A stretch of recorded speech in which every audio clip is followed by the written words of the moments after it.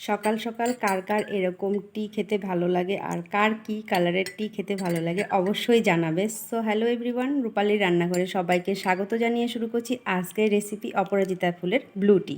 তো ফ্রেন্ডস, আজকে অপরাজিতা ফুলের চা তৈরি করার জন্য প্রথমে আমি চলে এলাম অপরাজিতা ফুল গাছের কাছে। দেখো, এখানে কিছু অপরাজিতা ফুল ফুটে রয়েছে।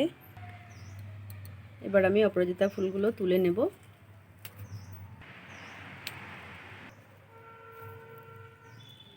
ফুলগুলো সব তুলে নিলাম, তোলা হয়ে গেছে। এবার একটা চায়ের ফ্রাই বসিয়ে নিলাম। এবার এতে দিয়ে দেব 2 কাপ পরিমাণ জল।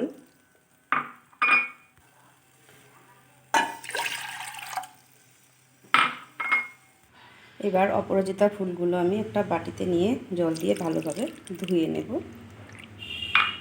যাতে ফুলের ভেতরে কোনো নোংরা আবর্জনা না থাকে। এবার ফুলগুলো জলে দিয়ে দিচ্ছি সামান্য পরিমাণ আদা কুচি, দিয়ে দিচ্ছি 1 টুকরো দারচিনি। এবার চায়ের জলটা ফোটা পর্যন্ত আমি ওয়েট করব।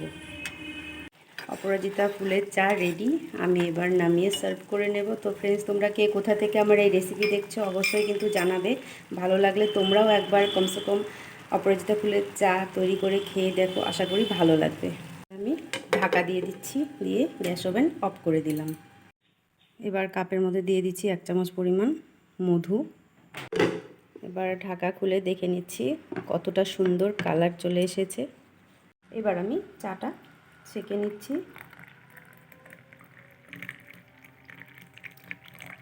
তো ফ্রেন্ডস, আজকের সকালের রেসিপি ব্লু টি তৈরি হয়ে গেছে। দেখো, আমি সার্ভ করে নিয়েছি। রেসিপিটি তোমাদের কেমন লাগলো অবশ্যই জানাবে, আর ভালো লাগলে লাইক কমেন্ট শেয়ার করে অন্যদেরকেও দেখার সুযোগ করে দেবে। এরকম নিত্য নতুন রেসিপি দেখতে চাইলে আমার চ্যানেলটিকে সাবস্ক্রাইব ও ফলো করে দিও। আজকের মতো এই পর্যন্তই।